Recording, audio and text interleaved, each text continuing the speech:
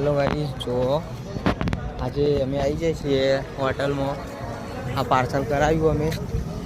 જો બધા મિત્રો એક પેલો તો જ લે હા અરે જો બહાર ગયા હતા હોટલમાં પાર્સલ લઈને હવે જઈએ રૂમ ઉપર.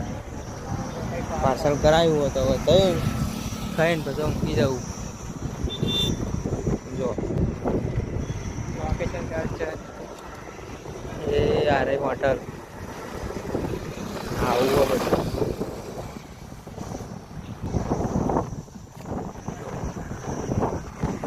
નજારો હાઈવે અરે જમવા માટે જમે પછી સુઈ જઈશું. પાછું એ શિફ્ટ આવી છે તો વહેલું જવાનું છે અમુક વાર.